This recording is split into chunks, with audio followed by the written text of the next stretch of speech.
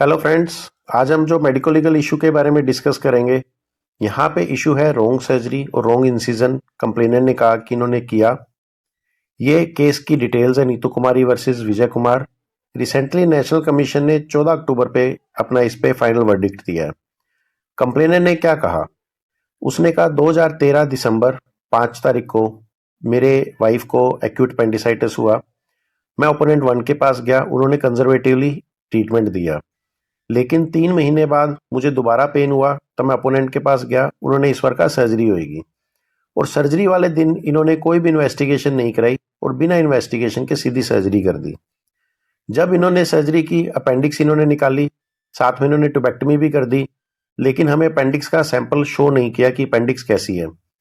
इन्होंने हमें बताया कि आंत में छोटा सा छेद भी था, उसकी हमने रिपेयर कर दी और इन्होंने अस्पताल से हमें 8 दिन बाद डिस्चार्ज कर दिया। लेकिन डिस्चार्ज के बावजूद हमारे पेशेंट के पेन अच्छा खासा रहा, फीवर भी उसको ऑन एंड ऑफ रहा। मल्टीपल टाइम्स हमने डॉक्टर को दिखाया और फाइनली 2 महीने बाद सर्जरी के, मतलब मई में, इन्होंने हमें एडमिट किया और ट्रीट किया। नेक्स्ट डे इन्होंने एक्सरे कराए, जो मैनिपुलेशन की। वाइफ की सिचुएशन बहुत ज़्यादा क्रिटिकल थी, तो मैंने डिस्चार्ज लेके 12 तारीख को मैं दूसरे अस्पताल में ले गया।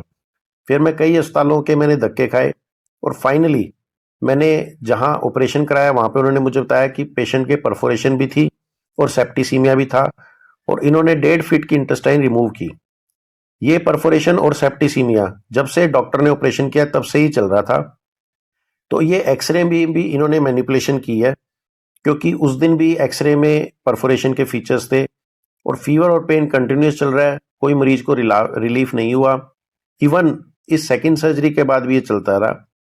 फाइनली हम एम्स में गए, वहां पे उन्होंने हमें बताया कि आपके पेशेंट के बहुत ही डेंजरस और सीरियस बीमारी होगी है सीकम की, और फ्यूचर में आपको ऑपरेशन की जरूरत पड़ सकती है। उन्होंने कोलोनोस्कोपी की और इस डेंजरस बीमारी को बताया कि आपके पेशेंट के क्रोन्स डिजीज होगी है। और बहुत से डॉक्टर्स को मैंने दिखाया कि ये ठीक हो जाए, लेकिन सभी डॉक्टर्स ने कहा कि प्रिकॉशंस के साथ आपको रहना पड़ेगा, बहुत सी चीज़ों का खाने पीने का परहेज करना पड़ेगा। और ये सीरियस बीमारी, डॉक्टर्स ने ऑपरेशन ढंग से नहीं किया, उसके कारण हुआ है। जितनी भी प्रॉब्लम्स हुई है ये प्रॉपरली मैनेज नहीं किया इन्होंने, इस कारण हुई है। प्लस जो इंसिजन इन्होंने दिया वो ढंग से नहीं दिया, जिसके कारण परफोरेशन हुई या ये प्रॉब्लम्स हुई। इन्होंने वेरियस जगह पे पुलिस स्टेशन में एफआईआर कर दी, एमसीआई में केस डाला, स्टेट कमीशन में केस डाला। डिफेंस में डॉक्टर्स ने कहा कि पेशेंट जो थी वो वाइफ है होम्योपैथिक डॉक्टर की, तो हमने कोई भी इलाज में पैसा नहीं लिया और ये सारा इलाज फ्री ऑफ कॉस्ट किया गया है। फर्स्ट टाइम जब पेशेंट आया तब उसको कंजर्वेटिवली हमने ठीक किया। जब इसको रिकरेंस हुई तो इन्होंने कहा कि आप सर्जरी ही कर दो। हमने सारी सर्जरी करने के लिए सारी इन्वेस्टिगेशंस कराई और उसके बाद हमने सर्जरी का प्लान किया। तो इसलिए जब 2 दिन पहले सारी रिपोर्ट्स हो गई हैं तो सर्जरी वाले दिन हमने रिपोर्ट्स नहीं कराई। फिर हमने जीए के अंदर बाइलेटरल ट्यूबेक्टमी और अपेंडिसेक्टमी की। सर्जरी के टाइम जो टर्मिनल इलियम थी वो बहुत ज़्यादा एडरेंट थी सीकम और अपेंडिक्स के साथ। उसको जब हम सेपरेट कर रहे थे हमें एक लीकेज फाउंड हुई और उस लीकेज को हमने रिपेयर कर दिया कैटगट के साथ। अब ये रिपेयर करने के बाद पेशेंट एकदम कंफर्टेबल रहा। पोस्ट ऑपरेटिवली हमारे पास 1-2 दिन ही आया और बीच के 48 डेज, ऑलमोस्ट 1.5 मंथ ये स्कूल जाती रही है। और स्कूल भी जो इसका था 45 किलोमीटर दूर था और ये अपने हस्बैंड से ही उनके क्लिनिक पे ट्रीटमेंट लेती रही। 10 तारीख को भी जब इन्होंने दिखाया तो थोड़ा सा हमें ऑब्स्ट्रक्शन के फीचर लगे। हमने एक्सरे कराए, एक्सरे नॉर्मल थे। उसके बाद ये हमें कभी भी दिखाने के लिए नहीं आए। आगे क्या हुआ क्या नहीं हुआ हमें कुछ नहीं पता। अब जैसे ये कह रहे हैं सेप्टिसीमिया तब से ही चल रहा है, अगर सेप्टिसीमिया तब से चल रहा है तो पेशेंट नॉर्मली स्कूल में जाके इतना ट्रैवल करके नॉर्मली नहीं जा सकता, ना वो प्रॉपरली डिस्चार्ज हो पाती। और जो उसने 3 या 4 बार हमें दिखाया वो प्रॉपरली हमें नहीं दिखा पाता। बाद में इन्होंने कई डॉक्टर्स को दिखाया जिन्होंने सब एक्यूट इंटेस्टाइनल ऑब्स्ट्रक्शन बताया, लेकिन इन्होंने टाइमली उसको ट्रीट नहीं कराया, इधर उधर भटकते रहे। परफोरेशन भी उसके बाद हुई। दूसरा, डिफेंस में इन्होंने कहा कि स्टेट कमीशन में जब इन्होंने केस लगाया था 3 ही डॉक्टर थे, लेकिन बाद में इन्होंने 4 डॉक्टर्स को इन्वॉल्व कर दिया नेशनल कमीशन में। कंपनसेशन स्टेट कमीशन में 90 लाख के राउंड थी, जो अब इन्होंने बढ़ा के 4 करोड़ कर दी है, जो खुद ही ये दिखा रहा है कि यहाँ कहीं ना कहीं मालाफाइड इनकी इंटेंशन है। प्लस लिमिटेशन कोज एप्लीकेबल है। 2 साल से ऊपर का टाइम हो गया है, तो अब यहाँ पे 4 साल बाद केस ही नहीं बनता। ओपोनेंट 2 ने कहा मेरा तो सिर्फ एक्सरे है, मैंने एक्सरे किया और ओपोनेंट 3 ने इसकी रिपोर्ट दी है, तो हमने इसमें ऐसा कुछ गलत नहीं किया। और बाद में ये एक्सरे की फिल्म इवन मेडिकल बोर्ड में गई है, उन्होंने भी कहा कोई परफोरेशन नहीं है। तो ये टोटली रॉन्ग केस हमारे अगेंस्ट फ्रेम किया गया।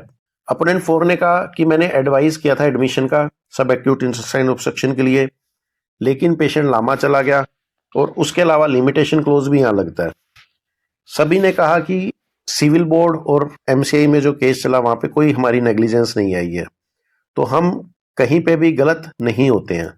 स्टेट काउंसिल में जब ये केस चला, कंप्लेनेंट ने खुद विड्रॉ कर ली थी पिटीशन, विड्रॉ पिटीशन इन्होंने लगाई थी और ये कहा था कि जो हम रीअसेसमेंट करने के बाद पे स्केल्स और प्रेज के स्टेट कमीशन के बियॉन्ड जा रहा है, तो हम यहाँ से विड्रॉ करके इसको नई पिटीशन लगाएंगे नेशनल कमीशन में।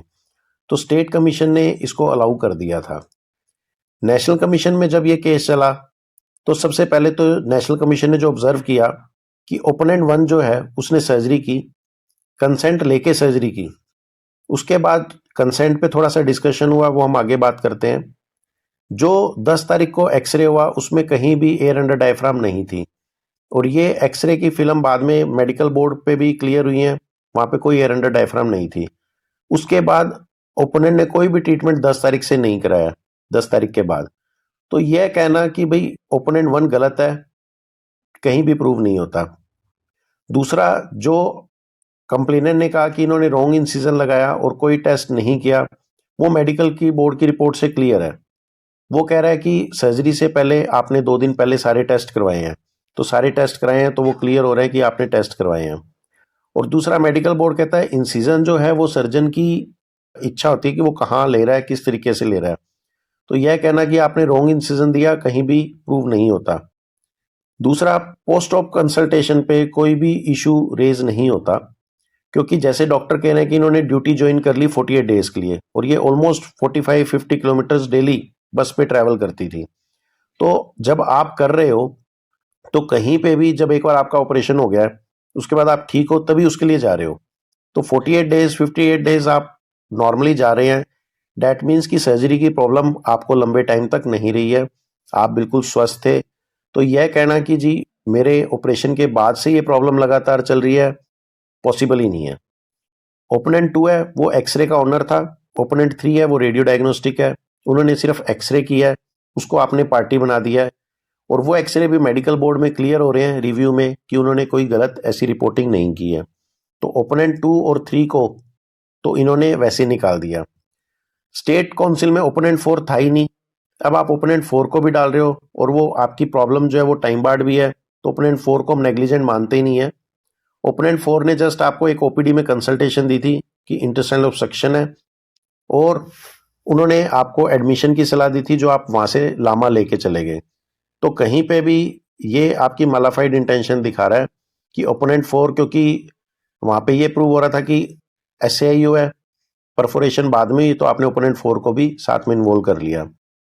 कंसेंट के बारे में बात हुई, ओपोनेंट ने कहा, ये जो कंप्लेनेंट ने कहा कि कंसेंट इन्फॉर्म्ड कंसेंट नहीं था।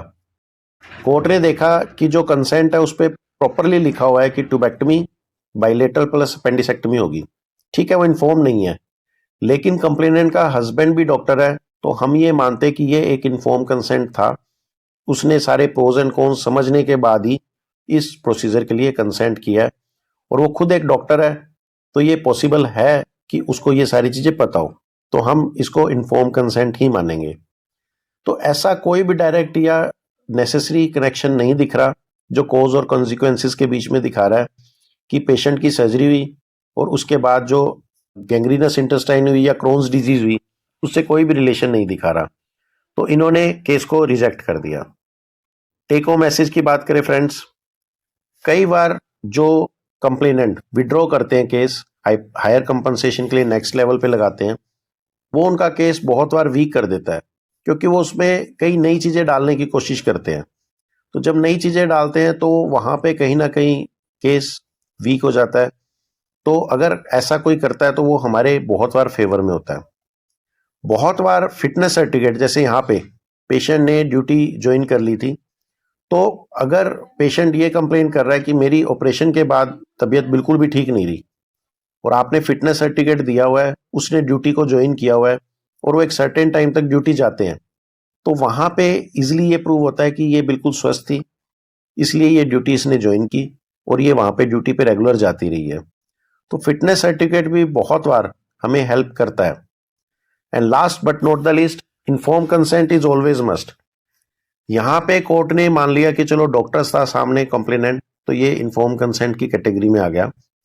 बट अदरवाइज आप कभी भी किसी का भी ऑपरेट कर रहे हैं या कभी किसी का कोई प्रोसीजर कर रहे हैं, कोई एडमिशन कर रहे हैं, कुछ भी ट्रीट कर रहे हैं, तो हमेशा इन्फॉर्म कंसेंट जरूर लें। बिना इन्फॉर्म कंसेंट के हमेशा उसको नेग्लिजेंस माना जाता है। बहुत फॉर्चुनेट कई बार आप हो सकते हैं कि आप बच जाए, बट इसको लाइटली ना लें। इन्फॉर्म कंसेंट हमेशा मस्ट है। Thank you friends. अधिक जानकारी के लिए आप हमें हमारे इस वीडियो के नीचे कमेंट्स कर सकते हैं या व्हाट्सएप पे हमारा ये नंबर है, इस पे आपकी कोई क्वेरी है आप पूछ सकते हैं। इस वीडियो को अधिक से अधिक शेयर और सब्सक्राइब करें ताकि लॉ के वर्ड हर डॉक्टर को पता हो और वो अपनी प्रैक्टिस आराम से कर सके। Thank you friends.